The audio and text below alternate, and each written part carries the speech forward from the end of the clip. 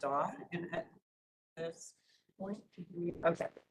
And at this point, those who so choose can stand for the Pledge of Allegiance or take a silent meditation moment. Restarting now.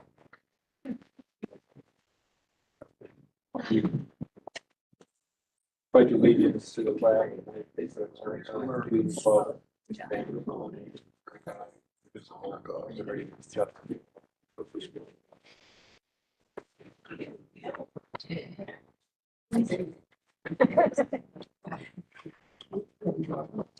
No. Are people waiting to come in? No, it's in River. Not in the. Okay, so we are at our public input session. This is for those who are here in attendance is a little different than our last one.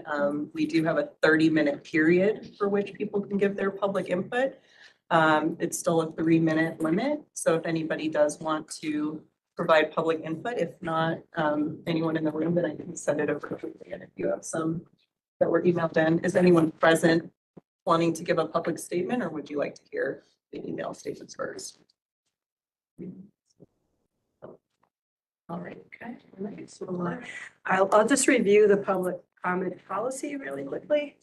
The purpose of this policy is to encourage public input from the broader library community on library-related subjects. As Alicia, our vice president of the board, mentioned, 30 minutes will be allowed at the beginning of a monthly board meeting for public comment. At the conclusion of the meeting, we also have a public comment session of 15 minutes allowed. Individual participation is limited to 3 minutes. Speakers are encouraged but not required to share their name if they so wish. If representing a group, the name of the group. Residency is not required. Speakers may comment on only library-related subjects. The board does not allow discussion of matters relevant to library business. Personal attacks on library board members or staff members will not be tolerated, nor will language that is considered as offensive, harassing, or profane. If a speaker uses language that is inappropriate, the board president or vice president in this case shall declare the speaker out of order and refuse them permission to continue to address the board. Public comments will be included in the minutes. So I have received some public comment via email that I will share with you now. The first one is a question. And this is a follow-up question from someone who submitted public comment on Monday night from Susan Vanderwind. Her question is, what legal representation does the board and or the library have in this matter? The next is actually a phone call that I received today from someone named Mary. She's a long-time Gilliland resident and library patron. Mary says, I was very happy to have a new cafe right at the library. Thought it was a good idea. However, it was evident from the start that there were many problems. Namely, the menu was too complex for them to handle, and there wasn't enough help. They were clearly understaffed. It took 15 to 20 minutes just to get a cup of tea. They would get overwhelmed with 2 or 3 people ordering. It wasn't a good plan. Also, the drinks were often too sweet. Customers like to add their own cream or sweetener. The couple times I got food, it tasted and smelled like burned grease. The quality of the food varied wildly. I ended up throwing it out. The prices were too high for the small portions given. I really wanted them to succeed. The cafe did not have a good plan from the very beginning, unfortunately.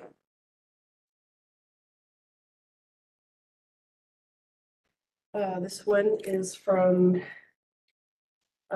just an email address, fiversbeing@icloud.com.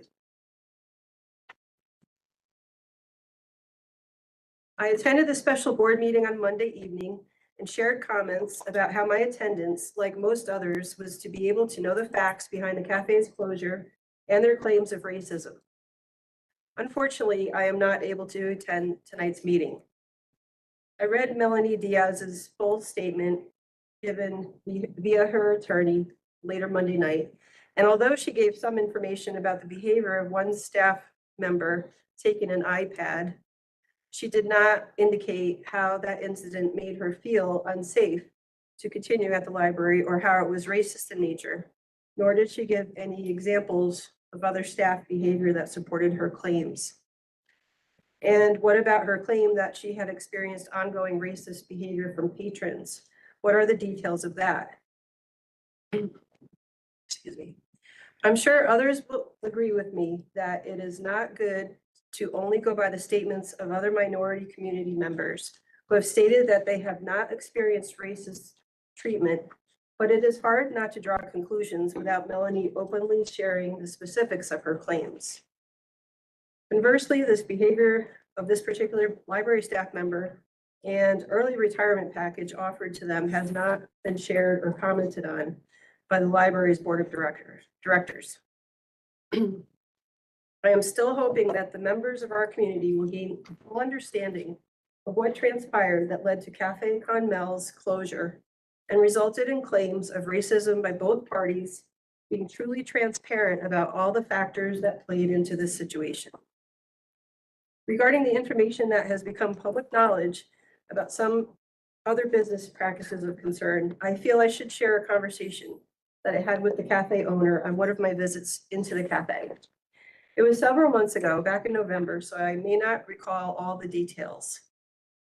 While waiting for my food to be prepared, Melanie and I had some conversation about how she came to be the lucky business selected for the library's coffee shop.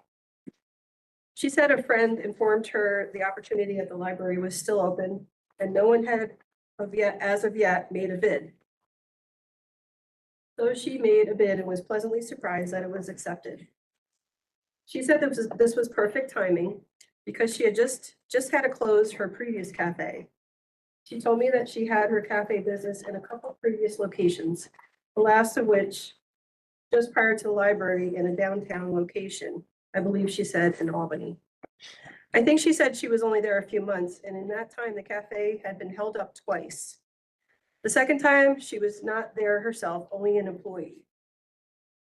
She said that after receiving the call from her employee, she rushed to the cafe, locked the doors abruptly, and closed her business there that day for good. She said that is why it was so opportune for her to get the library spot.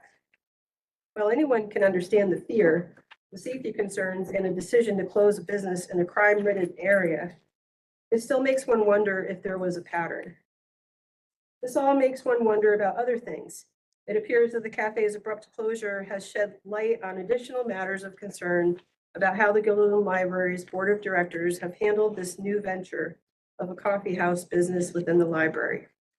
In light of the very high library budget, as a Gilliland taxpayer, I ask, why would the library charge an unheard of rent of only $200, including utilities, to a business using this space? What kind of vetting of the business was done in the selection process? What contractual obligation does Cafe Conmel have with the library in light of this abrupt closure?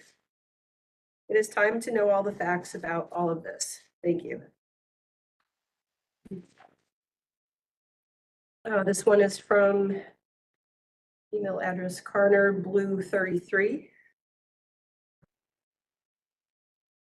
As a Gilliland resident and longtime GPL patron, I've always had positive experiences with the library staff. It seems to me that the cafe owners constantly have drama and turmoil associated with their business ventures. This is the third time they have moved the business in the past couple of years. Additionally, it is bizarre that the cafe was paying only $200, including utilities and rent per month. Thus, the Gilliland taxpayer effectively subsidized the construction of this cafe, which I have never seen open, and I go to GPL at least twice a week, which has a history of financial issues and now seeks to tarnish the character of patrons and staff. It always seemed to me that the addition of the cafe was poorly thought out and yet was very heavily pushed by Director Tim Wiles, seeing how GPL had been searching for a vendor since at least fall 2021. I hope that GPL strongly reconsiders any such future arrangement with the new vendor, as the previous relationship with Cafe Conmel has been complete net negative to the community. This one is from Andrew Genovese. To all concerned, it would be great and a fine example to set if there could be reconciliation, mutual forgiveness, repentance, and a reopening. That might be a way to bring some healing to the cafe owners, the library staff, and the community. And this one is to remain anonymous. On February 18th, I went to the Gilliland Public Library. This was the first time I've been to this library to check out books. Once in line to check out, I noticed the woman working the desk was quite frustrated with the woman checking out in front. I don't know if the frustration was caused from the fact that the woman was of Indian descent, the fact that the woman was distracted by her child, or if she, the woman working, was simply having a bad day. Whatever the reason, the frustration was very obvious. Deep breaths, wide staring eyes, and a sharp, quick tone of voice. When it was my turn to check out, I was treated quite differently. I am a white woman and I didn't have a child with me. I received a smile, a different tone of voice, and eyes that were much more soft and inviting. Again, I do not know why the woman in front of me was treated differently, but I do know that is unacceptable. And that's all I have for public comment right now.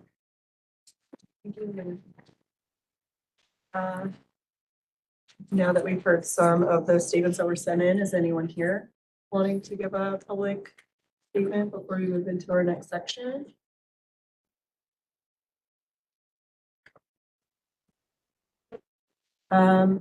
So just because we do have an executive session as part of this meeting, I'm not sure that folks will want to stick around because we can't have outside people in the room for that. That's not coming up immediately, but I did want to read a statement or kind of give the highlights of it because it's very long, but we will put this out in its totality. But I just wanted to address some of the questions that came up not only tonight, but in our previous public input session that revolve around the contract negotiations, vendor selection, as well as the retirement packages. All of that stuff is publicly available on our website at guilderlandlibrary.org. We also post our meeting minutes on there, and we have recordings on our YouTube channel.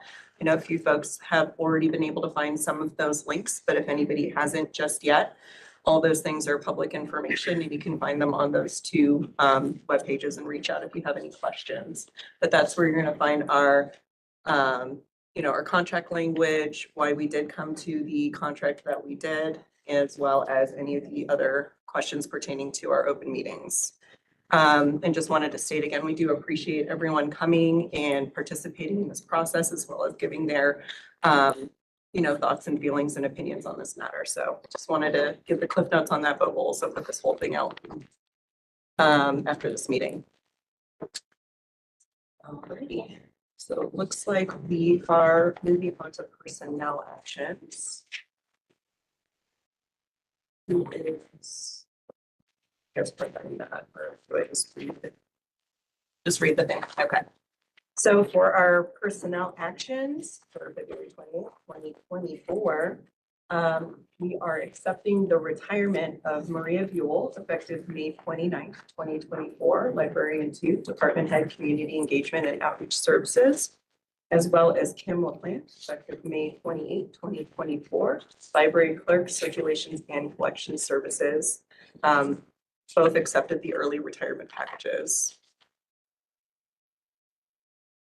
Does anyone have any comments on that? What was that second name? Kim LaPlante. Okay. And the board has to a resolution to accept, I believe, right? Okay, I'll make a motion that we accept these personnel actions. I'll second. Narita, you have Marcia for the second. Yeah. Okay, just checking. Okay. All right, all in favor of accepting the retirements of Maria Buell and Kim LaPlante? Aye. Aye. Anyone opposed? All right.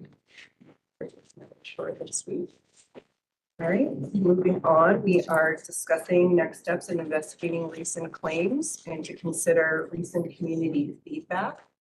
I believe probably the best place to start with this as a continuation of our meeting that we had after the last public comment is to officially vote on what our next steps are.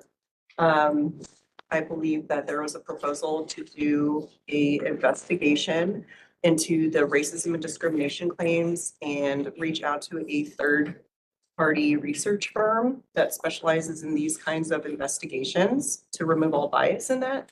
And then have a separate investigation, whether we use a law firm or internal on the process of selecting our vendors, which we decided was separate from the racism and discrimination allegations.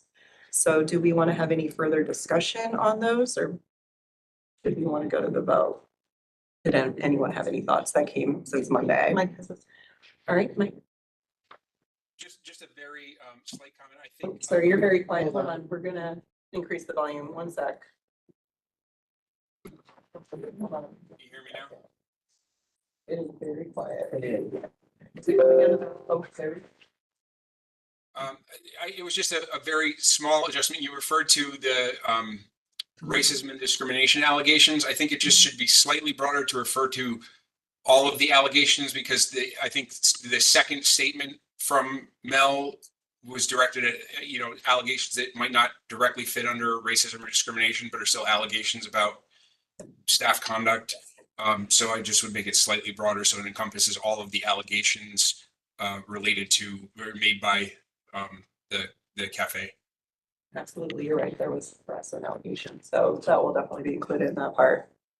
Yeah, Bill? What, if we accept that we're going to do these two investigations, what is the process for setting up the steps that we're going to use to implement both of those?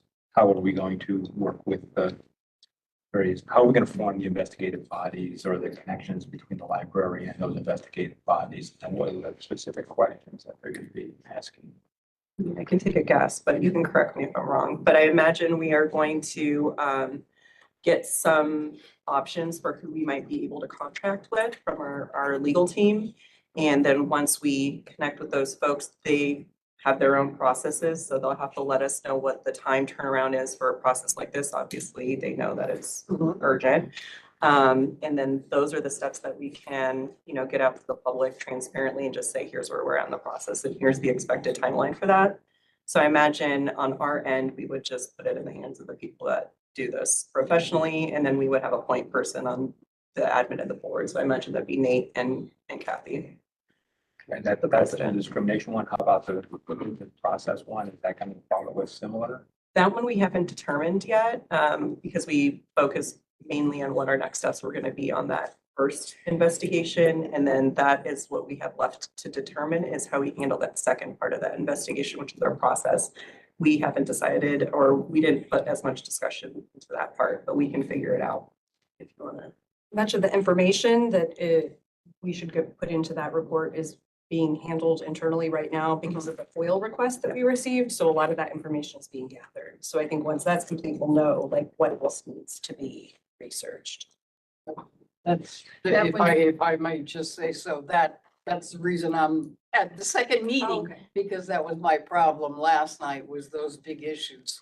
So I think your resolution to, look into that and to nail that puppy is. And to have a third party. Yeah, it's very, very important and very reflective of how you people yourselves want this problem solved. So Absolutely, I So, appreciate that. I Yeah, give you that. I appreciate that. We have a lot of information on the second part of this internally.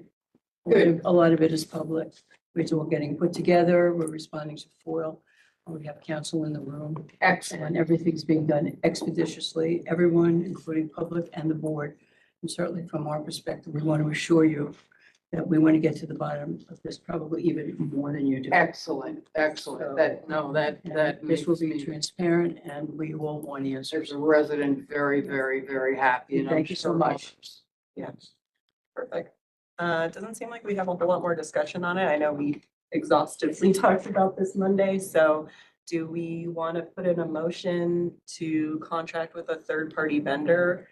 For the purposes of researching independently the allegations made by Cafe Comel around harassment, staff conduct, racism, and discrimination.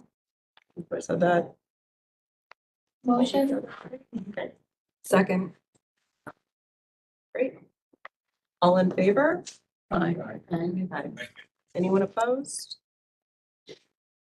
Okay. Did we want to discuss the second part of the investigation at this time, or did we want to leave that for our March meeting in 2 weeks? Or we were, I think the next step was you were going to get some options for that, right? So, okay. Did anybody have any further discussion on that second investigation, or we can pause that till 2 weeks from now? Barbara's calling me. Just having a hard time getting into the meeting. I Okay. did re-forward links, but All right, I apologize. This is another board member. I'm just gonna put them on my phone on speaker. Hi, Barbara. Okay.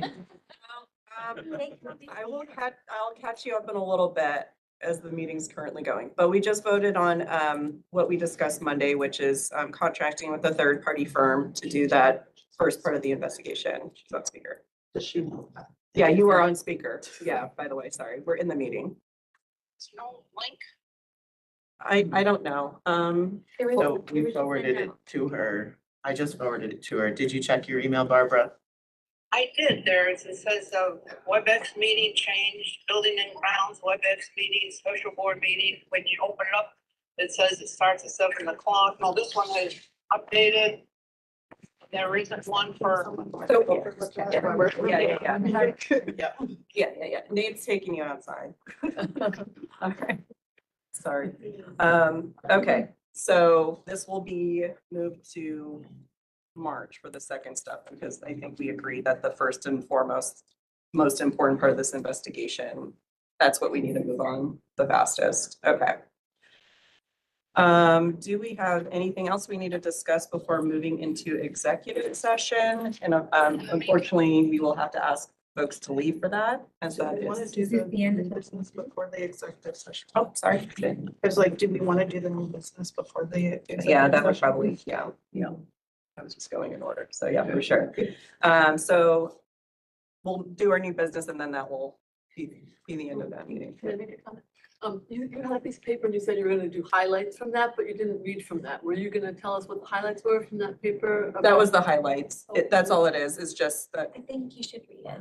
You want me to read the whole thing? Yeah. I could do that, for sure. All right. So the Guilderland Public Library is issuing the following statement as a follow-up to our well-attended meeting of February 26th, 2024, where comments of the public were solicited in regard to the recent allegations of racism and discrimination launched against the library, its patrons, and employees by the owner of Cafe Conmel. Thank you to those who were present, took the time to publicly comment. This was the first step in a continuing process, which advanced again this evening via a special board meeting tonight, February 28th, 2024. In consideration of the strong sentiments expressed in wide-ranging questions asked at our public comments meeting, the library intends to investigate these accusations promptly and fairly so that we can provide transparency. Concerning the investigation, we find it responsible to select and hire an outside firm or consultant. I guess we had our crystal ball, so we already knew that was probably going to happen. While a special outside investigator has not yet been selected, the library approved this initial step this evening's special board meeting via resolution and will now commence the search. As we take the next steps in this matter, we would like to directly address some of the concerns brought forth by members of the public. At our public comment meeting, questions were raised as to why this vendor was selected, the rent that was charged, the selection process utilized, and early retirement packages offered. We would like to remind our community that the board, its director, and employees have been very transparent through the process in selecting a cafe vendor. If you have questions surrounding the letting of this contract, we ask you review our webpage found at www.guilderlandlibrary.org for meeting minutes, available documents, including the lease agreement, and for other information related to public board meetings at which the cafe, the selection of a vendor, and the contract was discussed. You can also review recordings of meetings at the board on our YouTube channel. As always, we appreciate the community's patience as we navigate this matter and ask that conclusions not be drawn until all the facts are known. While we await further information, the library shall continue its regularly scheduled programming and services. Thank you. Great.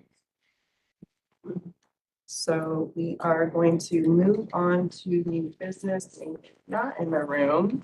But we are going to be discussing selecting a FOIL officer and a sexual harassment compliance officer.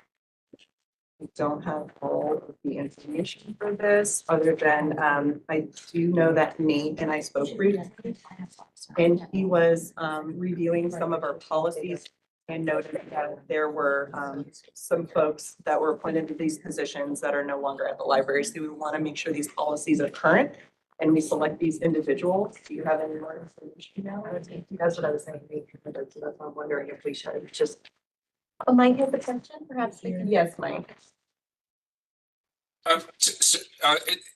About the designation of the officers, it seems to me that it would make sense to designate them by title and position rather than specific individuals by name, just so that it's more, generalized. And when we have future personnel changes, it doesn't have to be updated every time.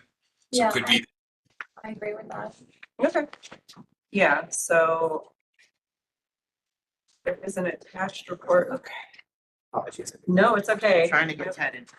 Oh, okay, so we're having another issue. Yes. So, So are we talking about I my left, portion? yeah, I left office. I know we talked briefly and we noticed this gap in our two policies, so. Yeah. I'd like to get more information on that. Yeah, so, given the concerns that folks expressed, I wanted to make sure that all of our policies were being followed, that I was aware of absolutely everything that we needed to do our job correctly. And I reviewed a couple of policies. They are attached to this. They're also on our website for anybody who would like to view them. We have two policies, the Freedom of Information Officers and our anti-harassment policy that contain references to individuals who need to perform certain functions here for these policies to be, properly executed, that are either no longer working here or it's just unclear who the person should be. So for our Freedom of Information Officers, currently they are designated as the prior director and assistant director of the library. So I think that the board just needs to probably basically say the current director and vice and assistant By director. title, right? Yeah, and I would do it by title so that it's. That's what Mike. Yeah, exactly. So we're on the same page, perfect. And then we have our compliance officer for our anti-harassment policy, and it's just not stated in there what the definition of that is, who the role is that belongs to. In this time period, I'm the interim director, so we may just want to temporarily figure out who that should be designated and just, say at some point in the future, we're going to have a permanent director. At that point, the board can maybe adjust this policy. But I wanted to clarify with you all who you all, give you a chance to discuss who you believe should be the compliance officer who's handling these things. Do we want to have like a primary and a secondary, or primary and backup? Like just in the instance, like say someone on like short-term disability or something like that, like Yeah. we don't want to put things on hold. Like Andres probably is a much better idea to go ahead. No, it seems to me, and I know that we have a vacancy right now, but it seems to me that the anti-harassment compliance officer, that might be a HR function normally if we had someone in that spot. So I would suggest that as the primary person, and then we could say it would be the, that the HR person, or, if that position is not filled or whatever, then fall to the director or something like that.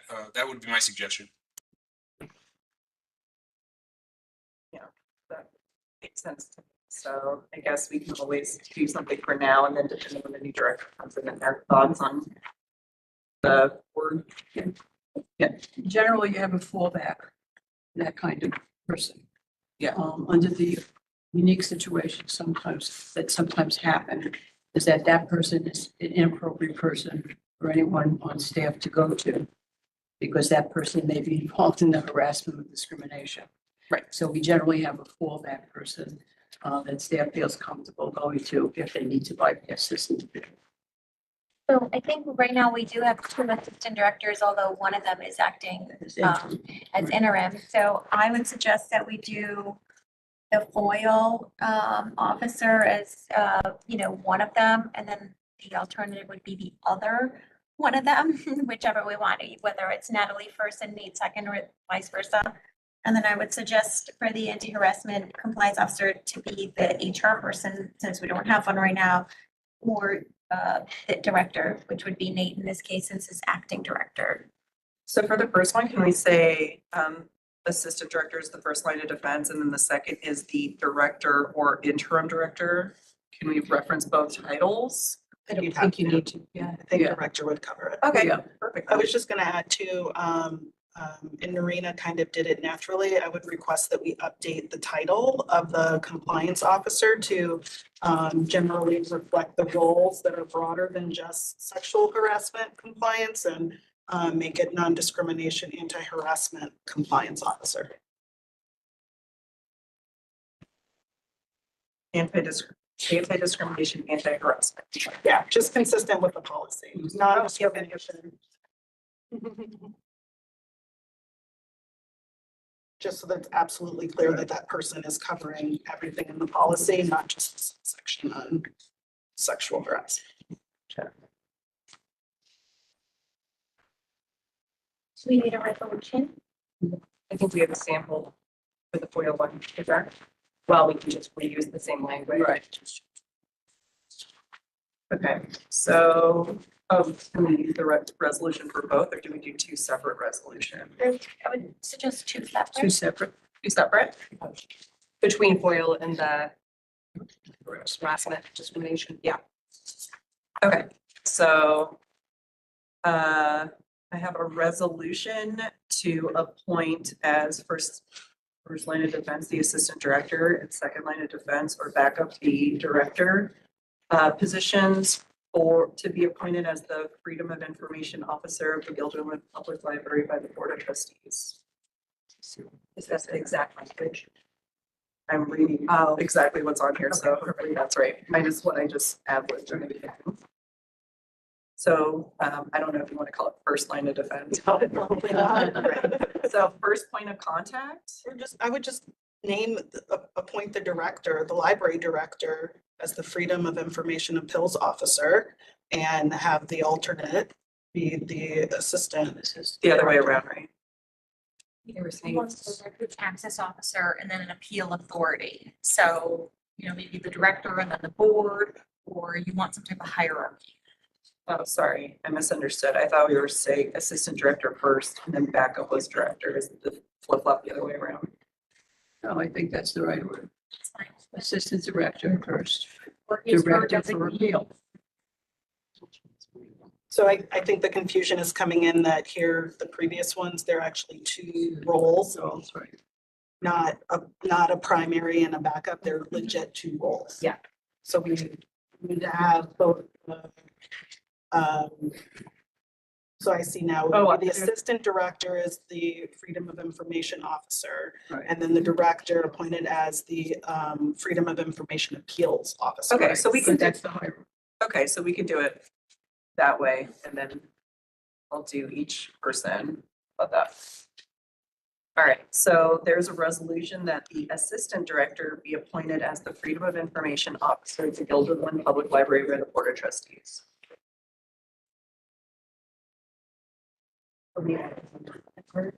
Yeah, I We think, want to do it two people.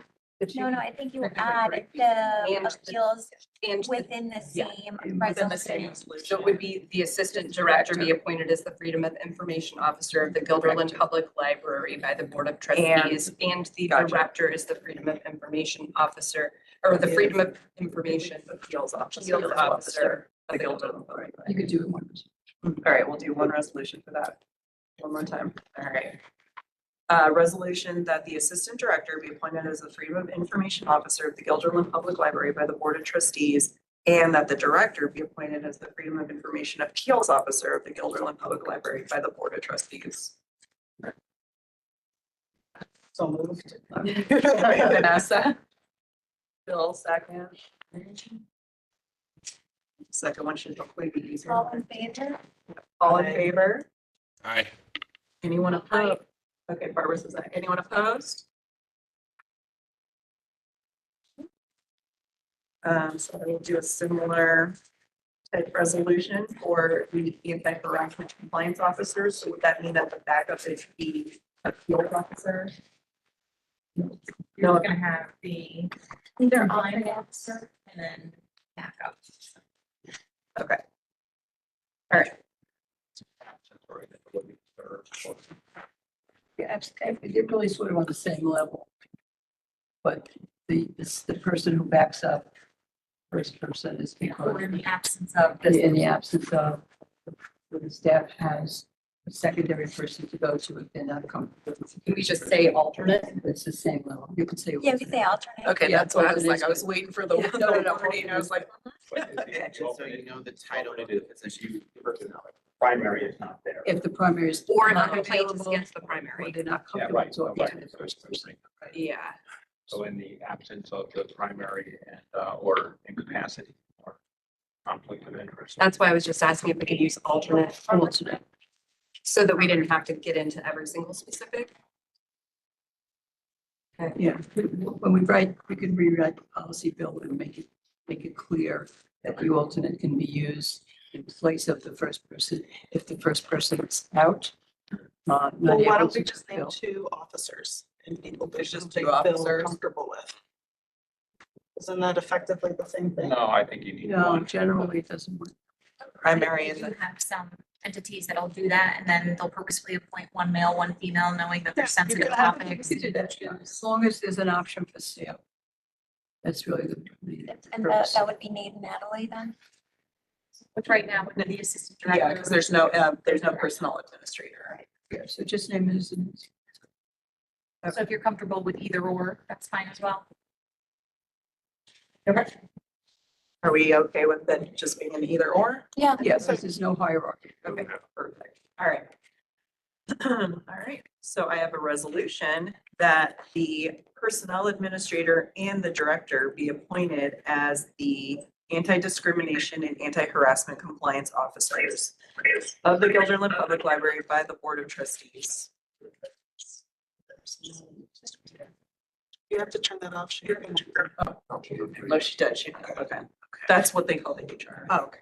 And currently the personnel administration position is, duties are being covered by the assistant director. So. Okay. Do I have a motion for? I'll make the motion. Oh, Bill and I are always on the same You're page. just too quick.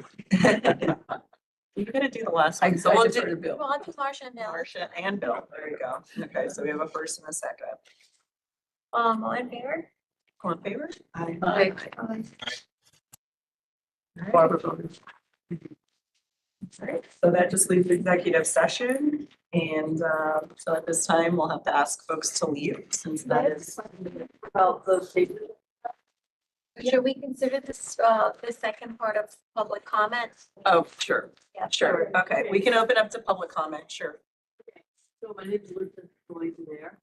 And my comment is, my question is, I just wanted to clarify, from your statement, it almost sounded as if you were saying that we should all go away and watch every YouTube video of every board meeting since, I don't know, years ago, and read all sorts of, things on the website or all sorts of minutes of board meetings. I don't think all of us are gonna go away and do that. But I wanted to just clarify that you are going to do some kind of summary at some point later after you've had people check into the vetting system and the hiring system and everything for the cafe. You're gonna tell us instead of our watching every video, information is gonna come from you about what happened and what should happen going forward, right? That's the second Yeah. investigation. Right, so Yeah, that's- it's just if people are, really eager to find it. Okay, I just wanted to make sooner sure rather that than later. it wasn't on us to figure it out. Okay, so it's The coming. only point was there's a Coming lot of soon. information that's public if you want to see it. Yeah, But yeah. you will be getting a report as part of it's the second report issue. Right. So that whole thing is starting with, from the next meeting, in a couple of weeks, and then it'll get going, and then eventually you'll have something to help people. Yes, Okay. absolutely. So I have questions. So I would assume you're saying the next meeting, you're gonna be talking about this and all of that. So when can we expect the summary? By the next meeting in April? Or 6 months from now? take more than a month.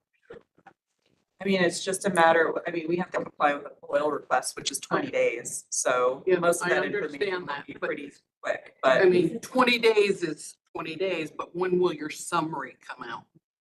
I think as soon as it's complete, we were planning on getting it out. So there's Within a not, month? Within, I don't. I mean, I don't mean to pin you, but I don't want to see 6 months from now, we have a summary. Neither do we. Right. And I understand that. I'm just trying to, Yeah, I no, you're mean, right. by As April. fast as we possibly can. It's hard to put a date on it, but the fact of the matter is that out there, the fire has started. The fire has started and the community, I mean, it's talked about every day, sadly enough. Can I just say something? I just want to clarify what we're doing. The first investigation that we voted today is for an independent third party to investigate all of the cafe's allegations that were posted on that Facebook initial post and then her subsequent comments. And that would be an independent third party investigator, which we have to hire after the council gives us some options. The second investigation is to look into the RFP process for the cafe getting in, because we've heard from the public that they want to know how they got in, what's in their Yeah. contract, why the rent is what it is, and what the terms were. So that would be a second investigation, which we have not determined whether we're sending out independently or whether we're doing it internally or whether our Yeah. council is doing it. So that we will be discussing in March. Because honestly, the second investigation, you know, with all due respect to all of you, I could care less about. That's your internal business, who you hire, why you hire, what you want to pay for rent, all of that. And like I had stated last night, the reason that I'm here is because I had those two ugly words of discrimination. Yeah. And Can those investigations be done concurrently or? one have to Well, wait so for We the need to next? clarify though that this is an official board meeting. We've kind of strayed from the process of the meeting. It is not typical for us to engage in back and forth dialogue with the public. We receive public comment and input and bring that into our deliberations and you all observe our meeting. So respectfully, we appreciate you all being here, but we're being lured out of what is actually business practice for the board right now. It's probably most appropriate for Alicia's sort of the presiding officer to just make a final clarifying statement about what's going to happen going forward. If there's still questions about that, you're always welcome to email Luann with additional questions, which we get and respond to and deliberate on. And so I hope no one takes that in an offensive way. I We're do. just trying. I do. I'm sorry. It's Very very how I board take meetings this- are run. I take this very offensively. Well, I do Because the apologize. public That's is the not the public. intention. This is not a So- private We institution. need to figure out how to continue. with Okay, our board we meetings. pay for you to sit there in that chair, ma'am. Perhaps we could have some clarity from our attorney. That's absolutely correct. It's public comment. This is a meeting of the board that is subject to public viewing, but not necessarily public participation. So public comment typically is not question and answer, but we certainly Okay, but we value. were invited. Oh, 1,000,000%. We were We value what invited, you have to so say. we weren't all invited to stand up on the wall and have duct tape on our mouths. So we were invited. If you did not want us here, then you should have had your meeting and say, this is a private meeting. The meeting we're going to have will be tomorrow night for the public. For your comment, I suggest the board move forward with its meeting. We're being shut out. So we're being shut out and it was too bad because we were on a very good path. We were on a very good path Okay, sorry, I'm gonna, because there could be 10,000 people out here protesting. no, I'm gonna say one more thing, just so you can clarify. The reason why we don't engage in dialogue is because we want to take your feedback, talk about it as a board, and then respond to you with one voice. If we respond to you individually like this today, we don't have one voice as a board, but we will take what you say and talk about it. And we certainly appreciate everything you've said. And the fact that you said what's important to you was that first piece of the investigation. We heard you. That's why we're doing that first. That's why we're doing Yes, that. and I expressed that until this woman opened up her mouth Well, and basically sorry. asked us to leave. Please. Trying to tell you how the rules play out. But we asked are you public, questions. You yeah. could have said, we will answer those tomorrow. I Yes. wanted a Or we will have timeline. another meeting. I don't want to hear 6 months from now that, yes, there was discrimination. Yeah. Or no, there wasn't. I appreciate it. Just know that we all are volunteers, so we are doing this as quickly as we can, considering this is none of our And I primary. do, I have been a director on a board too, and I understand that. But you have to understand this is very public. And this is incredibly, I don't know, you know, if you do realize that. Just how important your ma'am. And we are I respect you. taxpayers. You said you want the answers just as what we did. This woman was very rude. We didn't get that. All right. We understand. Actually, frankly, I was out of order. And I'll explain to you why.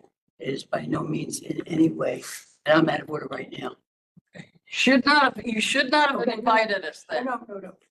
No, you should not have invited us. It's clearly, this has now become a public opinion. You people should have not invited us. You should have had your own private meeting. Sorry. Would you like to move? I just. Yep, I would like to move that we enter executive session at this time. I apologize, everyone. I apologize. I violated. I second. Right, We just need to. I second, can we vote on whether or not we're moving into executive session. Okay, all in favor to move into executive session to discuss the matters of an employee's behavior? Say aye. Aye. Sorry, guys. Thank you. Bye. Thank you for coming, everyone. Thank you. Sorry, I Thank didn't- I you. approved that, Ken. Okay.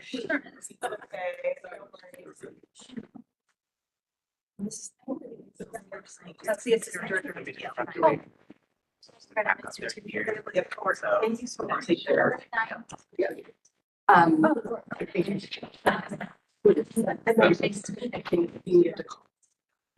I'm sorry. I am so sorry. I violated my own.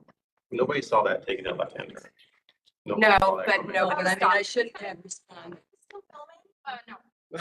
Please do not, because this is. We don't have anything. Once we come back, I can show you the agenda. Oh, no, I know. I was packing up. Oh, The okay. camera was already off when, Okay. yeah, when I was grabbing the mic.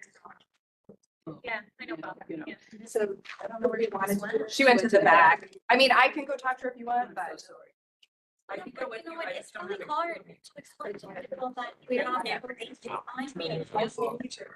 Yeah, so hold on. And if you do that, you end up being a bad Nate, guy. do we have to get out of this session and then go into the other one? We're gonna close this session. and I'm gonna then check we're on my go kids to the if they're in. Thank you for signing me in. I mean, there's nothing we can do about it now. But I think we all do open us up.